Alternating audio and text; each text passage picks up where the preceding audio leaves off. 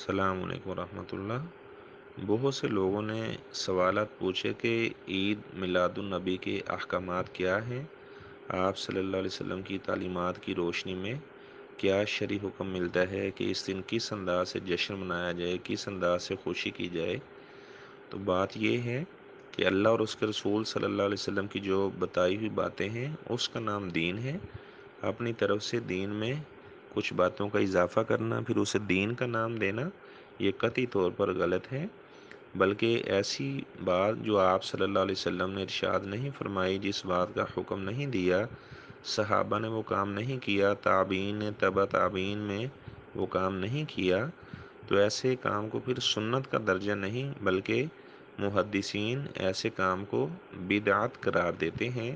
تو آپ صلی اللہ علیہ وسلم نے 23 سالہ دور نبوت میں ایک مرتبہ بھی اس بات کا حکم نہیں دیا کہ جو میری ولادت والا دن ہے آپ نے اس دن اس طرح خوشی منانی ہے، جشن کرنا ہے۔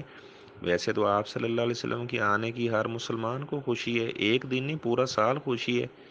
وہ نمازیں پڑھتے ہیں، اللہ کا شکریہ ادا کرتے ہیں، یا اللہ تیرے پیغمبر نے ہمیں ظلمات سے نکالا، نور کی جانب ہم آئے ہیں، تو یا اللہ تیرے پیغمبر صلی اللہ علیہ وسلم کی تعلیمات وہ کتنی روشنی والی ہیں کہ ہر اندھیرے سے ہم نکل کر روشنی میں آئے ہیں۔ تو وہ ایک دن خوشی نہیں کرتے، پورا سال ہی انہیں جب بھی کوئی عمل کرتے ہیں تو آپ صلی اللہ علیہ وسلم کو یاد کرتے ہیں، اور ہر معاملے کے اندر اپنی خوشی غمی کے اندر آپ صلی اللہ علیہ وسلم کی ذات بابرکت پر درود ابراہیمی بھیجتے ہیں۔ تو آپ صلی اللہ علیہ وسلم سے اس انداز سے محبت کا اظہار کرتے ہیں۔ تو عید الفطر کے احکامات موجود ہیں، عید الاضحیٰ کے احکامات موجود ہیں۔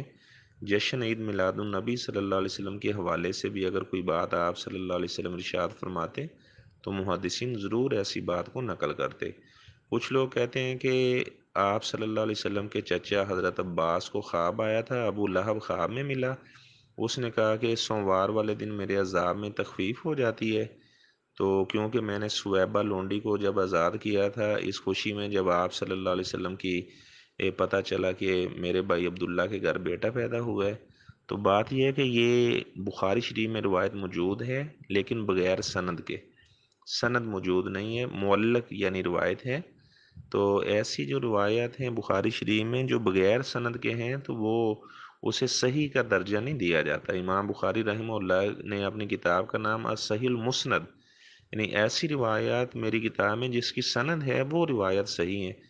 اور دوسرا، کسی کافر بندے کا خواب حجت نہیں ہوتا، کیونکہ جب حضرت عباس نے یہ خواب دیکھا تھا اس وقت وہ حالت کفر میں تھے۔ تو ویسے بھی قرآن کے بھی خلاف ہے یہ بات، اللہ تعالیٰ فرماتے ہیں تبت یدا ابی لہب و تب، ابو لہب ہلاک ہو گیا، اس کے دونوں ہاتھ ٹوٹ گئے۔ تو ظاہری بات ہے جب ہاتھ ٹوٹ گئے تو پھر دودھ کس انگلی سے پلایا جاتا ہے اسے؟ تو یعنی یہ روایت بھی سند کے اعتبار سے ضعیف ہے، کیونکہ معلق روایت ہے، مسند روایت نہیں ہے، سند کے اعتبار سے صحیح نہیں ہے۔ پھر قرآن جی سے ایک آیت پیش کرتے ہیں وَلْيَفْرَحُوا، کہ اس دن خوشی منائیں، تو اللہ کا فضل جب ملے۔ تو بات یہ ہے کہ کسی بھی مفسر نے اس آیت کی تفسیر میں اس بات کو بیان نہیں کیا کہ اس دن اس انداز سے آپ نے جشن منانا، بلکہ آپ صلی اللہ علیہ وسلم تو خود روزہ رکھا کرتے تھے، اور آپ نے بتایا کہ اس دن میں پیدا ہوا ہوں تو میں روزہ رکھتا ہوں۔ ظاہر بات ہے جس دن روزہ رکھا جائے تو اسے عید کا نام نہیں دیا جا سکتا۔ تو پھر جب کوئی دلیل نہیں ملتی تو پھر آخر میں آ کر یہ کہتے ہیں کہ آپ منع دکھاؤ، یہ منع کہاں ہے؟ جشن عید میلاد النبی منانا منع کہاں ہے؟ تو بات یہ کام کرنے کی دلیل ہوتی ہے، منع کی دلیل نہیں ہوتی۔ ایسے تو کوئی آدمی جیسے اہل تشیع اذان دیتے ہیں وہ کہیں گے آپ ہمیں منع دکھاؤ کہ یہ منع کہاں کیا گیا کہ اس طرح اذان دینے سے۔ تو جو آدمی کسی چیز کا دعویٰ کرتا ہے تو وہ اس کی دلیل پیش کرتا ہے، جو آدمی جس کام کا دعویٰ نہیں کرتا تو ظاہری بات ہے وہ کیسے دلیل پیش کرے گا؟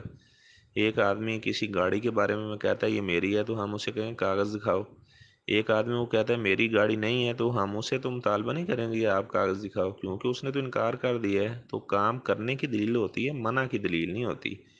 تو آپ صلی اللہ علیہ وسلم سے اس دن جشن منانا اور اس طرح اپنے اصحاب کو حکم دینا، اس بات کا یہ قطعی طور پہ بھی احادیث میں ایسی بات کا ذکر نہیں ملتا۔ حضرت ابو بکر، عمر، عثمان، علی رضی اللہ تعالیٰ عنہ ان سے بھی یعنی ان کے جو خلافت راستہ کا دور گزرا ہے، ثابت نہیں ہے کہ انہوں نے کبھی کہا ہو کہ اس دن ایسے جشن اس انداز سے منایا جائے۔ تو اس طرح امام ابو حنیفہ، امام شافعی، مالک، احمد بن حنبل، احمد رضا بریلوی، یعنی کسی امام سے بھی یہ بات ثابت نہیں ہے۔ تو اللہ تبارک و تعالی ہمیں وہ کام جو سنت سے ثابت ہیں وہی کرنے کی توفیق عطا فرمائے، اور جو کام سنت سے ثابت نہیں ہیں، آپ صلی اللہ علیہ وسلم نے بیان نہیں فرمائے، اللہ تعالی ہمیں ایسے امور سے بچنے کی توفیق عطا فرمائے۔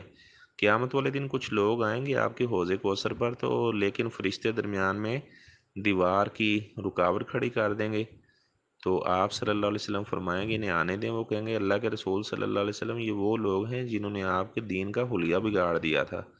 تو آپ صلی اللہ علیہ وسلم فرمائیں گے سحقاً سحقاً لمن غیر بعدی، جنہوں نے میرے دین کا حلیہ بگاڑ دیا تھا انہیں میرے حوض کوثر پر نہ آنے دیا جائے، میرے حوض کوثر سے ایسے لوگوں کو دور کر دیا جائے۔